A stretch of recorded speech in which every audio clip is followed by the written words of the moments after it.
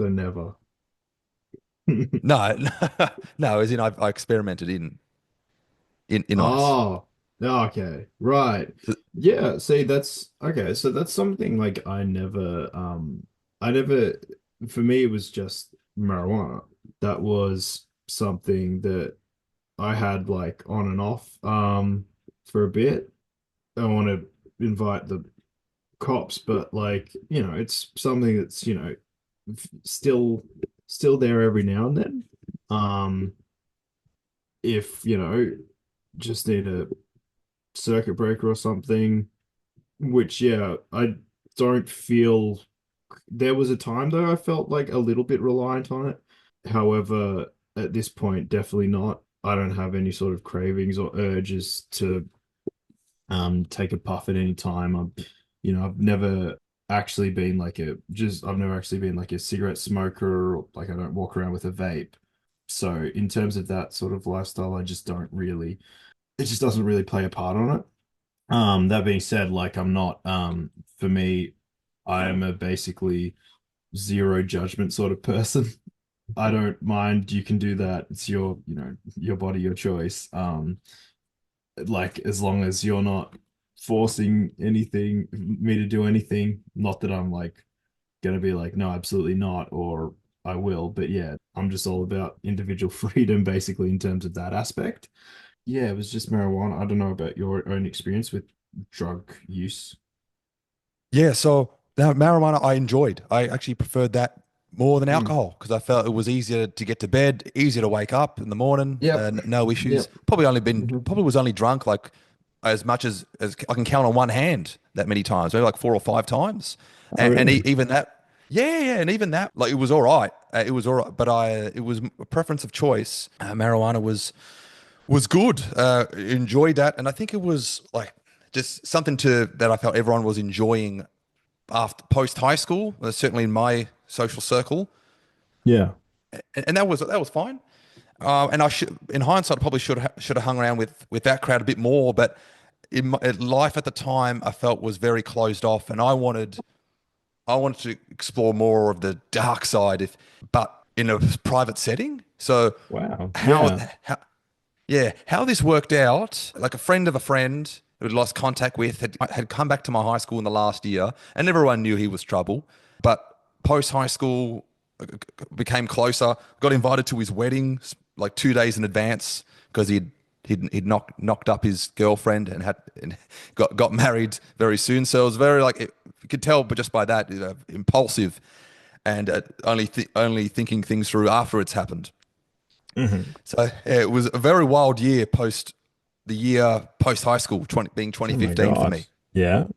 Yeah, Yeah. that Wow. was already yeah, that was June of me. So we just graduated 6 months before, and 6 months later he's already getting married, and I'm invited with 2 days in advance. Had to cancel my Macca's shift for that one. Well, yeah, I hope so. Be a good friend. Yeah, yeah. This guy who got married. Well, his name's Dylan in the book. Obviously changed for privacy reasons. Uh, Yeah. he boy did he know the right things to say. Really known to be quite a con artist. Saying things, oh Luke, you've really opened up my heart for coming along to this wedding on such short notice. I said, yeah, no, it's fine. Just planting all the little seeds there.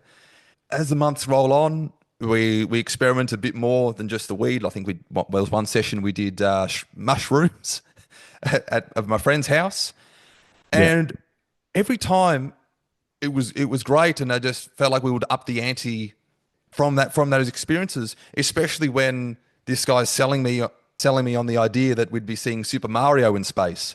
I thought, oh, sounds pretty good. I mean, how can you say no to that, right? Yeah. It's yeah.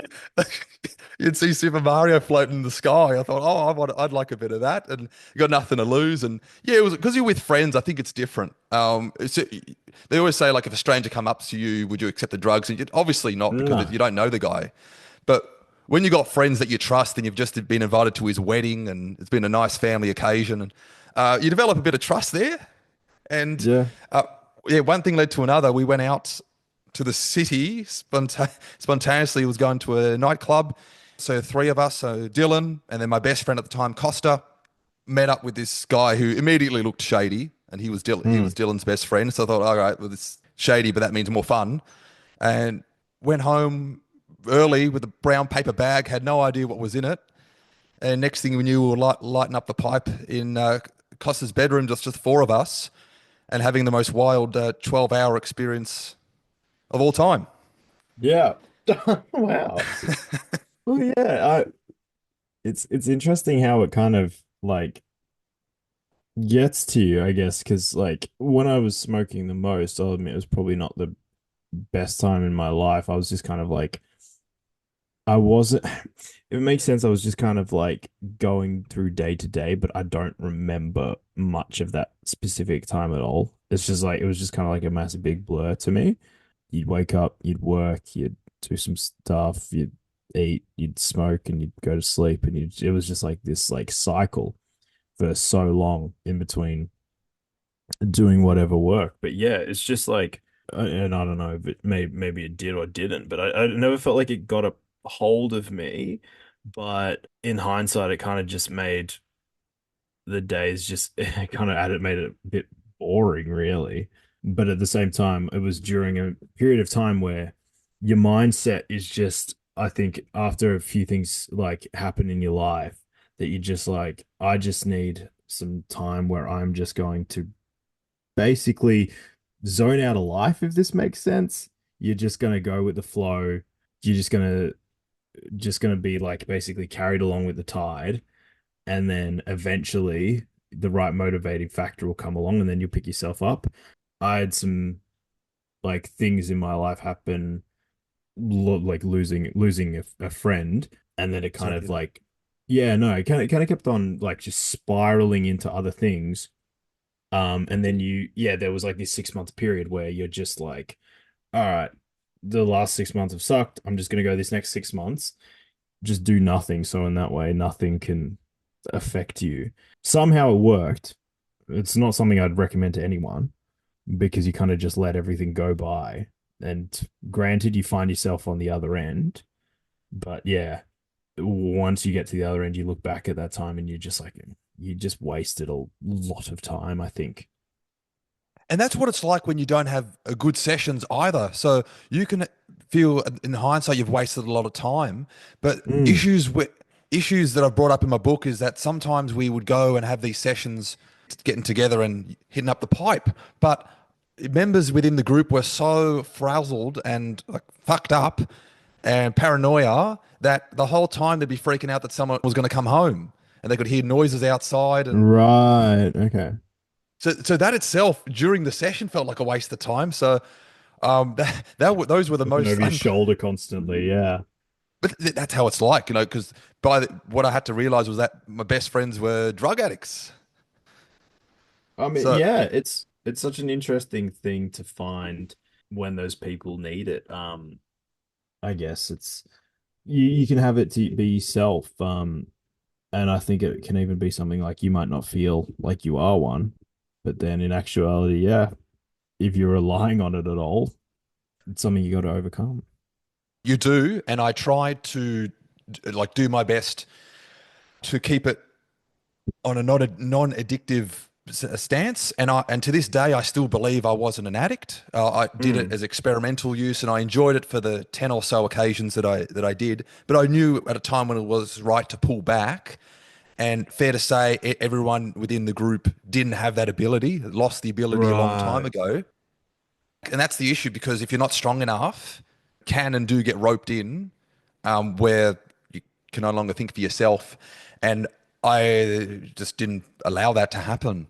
And I feel very fortunate because I know that's not a case scenario that people hear, but No, it happened it's to me. mm, Yeah, it happened to me, and I felt months after that it was empowering, so much so that I've built the book together and hope to release it soon. So many that read can feel inspired that they're not alone in all this, and that you can yeah. break free, and it's all right to have your 6 month stretch. You've talked about yours. I've briefly Mm, discussed mine, and never such a bad thing to return to the roots, which was the idea of being straight edge, and mm. life's never been better. Yeah, no, awesome. Yeah. But CM Punk. See, CM Punk seems like his strategy the whole time, which is great because right from Mm. birth, what he did initially, straight edge was all about being the heel. He was saying, we've all heard this line, I am straight edge. I don't drink, I don't smoke. That means I am better than you. And yeah, So yeah, at a time that really worked. No one had that gimmick. So I would say love to give him credit for attracting that much hate because you go to a wrestling crowd and they're all either on the piss or about to be shit faced because mm. it very much an environment in and outside the ring. And Yeah, everyone I've met at shows are always lovely, whether they've had a drink or not, and I have had no mm. issues. But I'd say the gimmick worked well along with the personality that's shaped the generation. Yeah, yeah, that's definitely because I know that like a lot of people like yourself have been influenced by the way he lives his life, and like it even became a point of for like wrestling fans when he left. I mean, it's something he addresses when he comes back. He's just like, I'm sorry if you feel at all let down or disappointed in my decisions or what I've done, but you need to understand for me to get better, I needed to leave. Now, that's all well and good if he didn't return to that same place that made him so ill 2 years later. That's right. We're probably just going to fast track there because Mm. that's what I found most puzzling was that he arrived home. So we're going. He had a good run. Had a good run. Multi-time world champion, multi Money in the Bank winner. Mm. Had all the glory. Stepped out was great. Yeah. AEW was his calling. That was the Yeah. home that was his home before it was even created. Yeah. He said in the promo with Hangman that that was he laid the bricks, which Yep. was which I felt was very true, which is why I was It's very it's intrigued. it's true. It comes down to I think one of my favorite promos of 2024 is Cody and Punk the Raw before the Rumble. Yes. And Cody absolutely obliterates Punk with the simple line of like everything you said you talked about doing, I went and I actually did. So that makes me more CM Punk than you are. And you see Punk like in character get pissed off, but it to me is one of the best lines because Punk could talk all he wanted about laying that foundation, but unfortunately, in terms of that element of all of it, he was a lot more bark than bite. I think you even see that with recording a whole podcast where he spews out all of his grievances with WWE, and now he's got to go to court for saying all that stuff. I think yeah, the guy.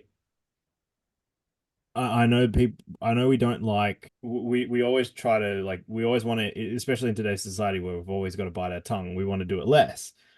But sometimes I think in cases of Punk, like biting your tongue, sometimes, man, it'll save you millions of dollars, basically. I don't blame him for that podcast at the time. Funny enough, Mm. that podcast came out on my birthday on 24 Right. as I turned 18. So I've been waiting for a shoot all tell all interview, and we got it. We got it, and I loved it. And I wouldn't encourage that negativity now, but at the time, I felt so negative and toxic by a company that I used to love watching to turn to producing some very mediocre crap. Yeah. Yeah. Him to spew his guts like that, I thought was excellent. So I had no issue, and I would hope no one had any regrets for sharing that. But shame that him and Colt Cabana, two long-time best friends, Yeah. wouldn't be the first time reported that Punk loses friends. Hmm. Uh, what do you make of that? The fact that he went to court and a best friendship was lost through that whole drama. Well, it's kind of like a friendship that broke down simply for legal reasons, right? WWE basically battered the two into submission through their court case. They took it to mediation. However, Colt Cabana said he didn't want to do it, and Punk was offering to pay his legal fees. So then, after it became too much, and Punk said, "I can't do it anymore," that's when Colt countersued, and basically, it's like the best way to defeat your enemies is by making them fight each other, sort of thing. And that's what ended up happening, and that's how that friendship fell apart, which is really just sort of it's a horrible end to it. But yeah, I think it leads to, I think it was appropriate at the time for them to go their separate ways. I think if it's happened like that, if it's unraveled through that, especially through a judicial system, which is fine, because I think with everything going on in the world right now, the court system is the one thing that we can still have a bit of faith in. So unfortunately, if that's the way it swings, then unfortunately they got to stop being friends. However, for him to bring it up the way he did 7 years later in a press conference, probably not great. Yeah, I felt it was sad, embarrassing, and disappointing because they're both beloved. You don't want the Mm, wrestling world to be split amongst that. There's already enough division as there is. yeah. And I was ultimately upset because here was something was going to be a dream that they would maybe potentially come back together in ring, given the history there. Punk had his last match against Colt Cabana in Ring of Honor, which he publicly stated in his return of AEW, saying his last match was that one date in 2005, and that was against Colt Mm, Cabana, and it was very emotional because they're both from yeah. Chicago, and so yeah, I'd say we love both. Do you think that when he shared that in the press conference that yeah, he did not want to see me rise to the top? Do you think that that's actually true, or that's just him being angry? Facetious. Yeah. Yeah, I mean that press conference is probably the greatest promo I think anyone's ever cut.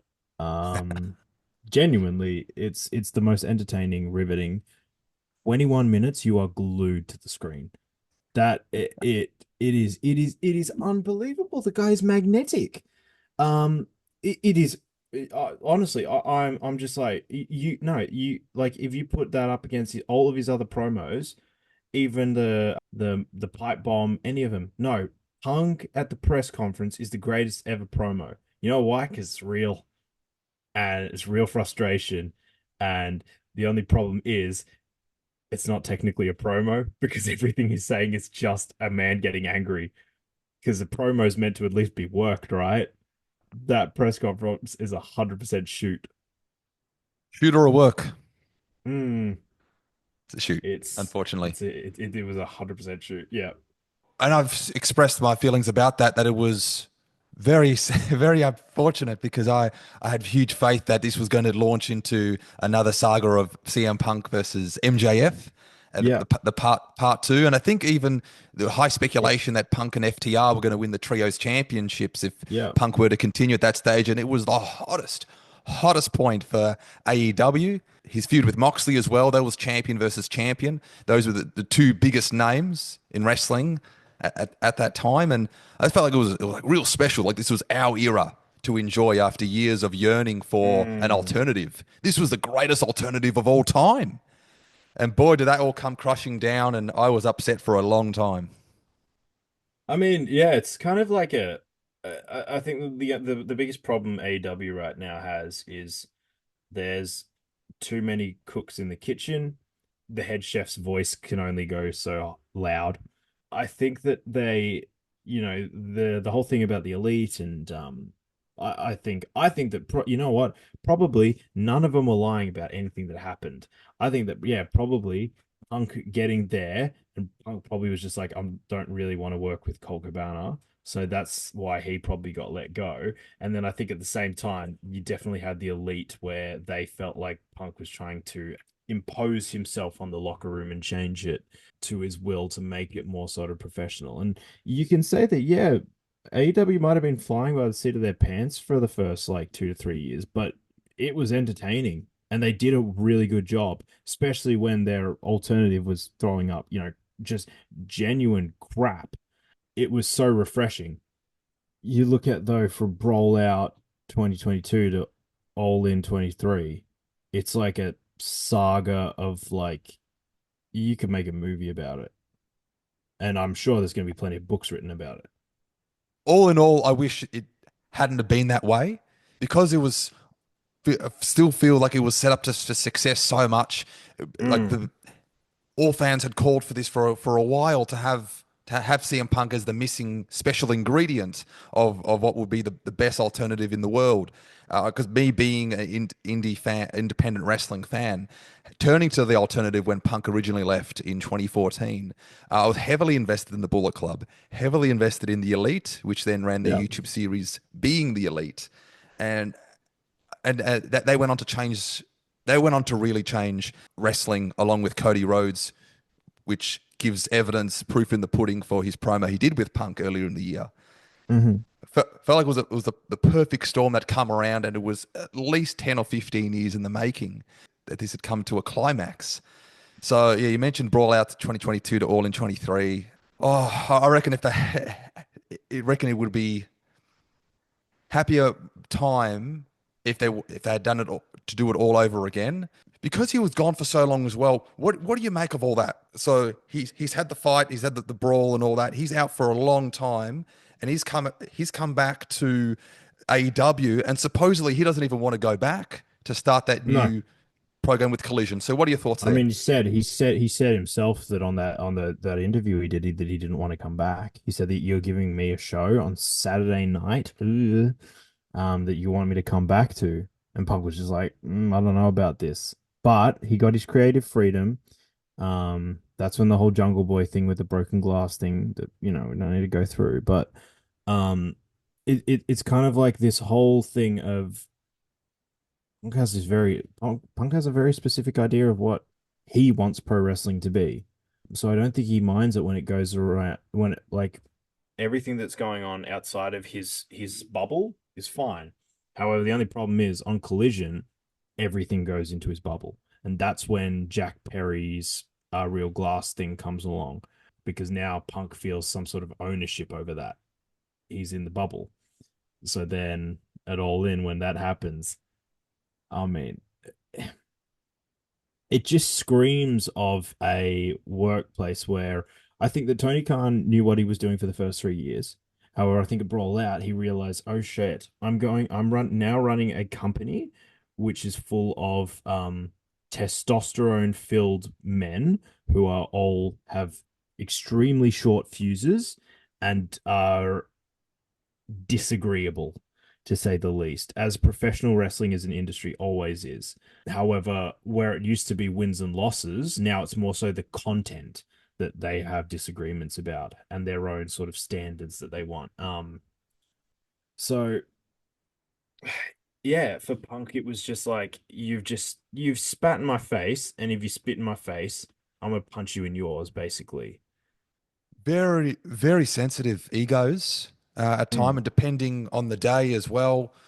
We've heard many of brawls that have happened in wrestling over the time, and brawl out happening. Yeah, you mentioned Tony's just suddenly realised what he's up against, Mm. but the brawls in real life hasn't been the first time that's No. happened. But I think the fact that it was the people that were involved, I Yeah. really wish there was some sort of grand recovery to restore that with Punk in the mix so that he Mm. could go on to continue being the best he could and have like the dream matches against Kenny Omega that we never got to see. They left a lot of money on the table because the egos couldn't work with one another. And to me, that's the. I mean, if you're looking at how much money did they leave on the table, if they were quote unquote all in, then why are they walking away with a TV show that has less than 300,000 viewers a week? I don't know. I don't want to be a petty bitch about it, but like I think it's just unfortunate to see what AEW is not becoming. They've still got great stuff.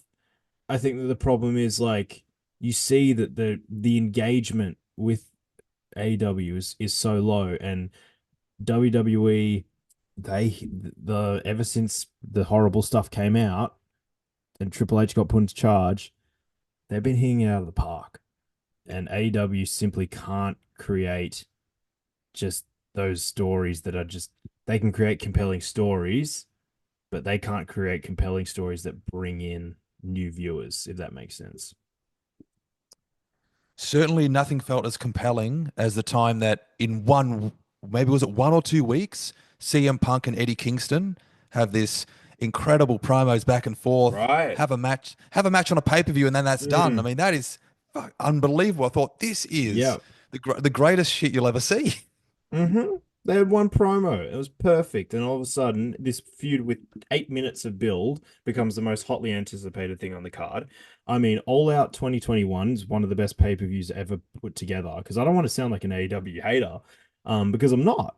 I think that they've just massively misfired over the last 2 years, and they have grossly overestimated people's engagement in, oh, we're going to take this guy from a show that people that, like, 10 people might watch, that airs in Mexico at 11 o'clock at midnight, and then we're going to put him on our show. We're going to put him in the main event. We're going to give him one video package, and they're going to do a bunch of flips, and then you're not going to see him for another 4 weeks. I think that that's their whole booking philosophy, is just not built to get new viewers. Getting new viewers is putting MJF and CM Punk in the ring. Getting new viewers is bringing back The Rock. Getting new viewers is the main event of WrestleMania 40. Like, and AEW, unfortunately to me, haven't had a getting new viewers worthy event probably since the mere fact of going to Wembley Stadium last year. Yeah, that makes a lot of sense. I mean, they still have got that mentality a little bit, I believe, just Mm. because the fact that they hire the most recently released WWE superstar. Mm. That's always been the case, whether it be like Miro or a Keith Lee, or most recently the Hurt Business that I'm not quite up to yet. Yeah. I'd say the fact that Tony Khan hires these guys, but it's about having the compelling stories that makes you want to watch and bring in new viewers is the secret recipe. And what a crazy circumstance that when Punk is having these fallouts and these massive disagreements, these publicly speculated disagreements, that suddenly WWE is going in the direction that we always wished it could, Yeah. which is not a out of touch, Yeah. old man. That was wished for like at least since the PG era started. Mm. Some would say even before, Yep. and it's come around, and then Punk's in the right place at the right time. What do you make of Well, that? that's the thing with WWE, right? You can watch a episode of week to week TV, and not much might happen, but you won't walk away going it was bad. A lot of the time during the Vince McMahon, like especially late Vince McMahon era, you walk out and you're like, oh, like, I want my time back. That was awful. That was awful, awful, awful TV. Sometimes it was like bewilderingly bad. But the thing about Triple H is Triple H at his best, it's WrestleMania 40. It's the trial of Sami Zayn. It's all this amazing bloodline stuff. At his worst, it's like, oh great, now I gotta watch the Judgment Day have a feud over someone for the 40th time. It's just like stuff we've seen before, but it's never inherently bad. It's just slightly uncompelling. Meanwhile, Punk going back there has actually been fantastic so far. I think that he's had the best feud of the year. He's probably had the best, if not best, definitely like a top three, top five match of the year with his Punk Hell in a Cell. I'd be willing to bet money that he'd main event WrestleMania within the next 2 years at least. But yeah, I think that this has done wonders for him, and I think he is happy. The only problem is, I think that maybe he should have. Maybe he should be a bit more trans. I think he already has made this known, but maybe be a bit more clear that the problem is not WWE. The problem is Vince McMahon. Vince McMahon being the problem.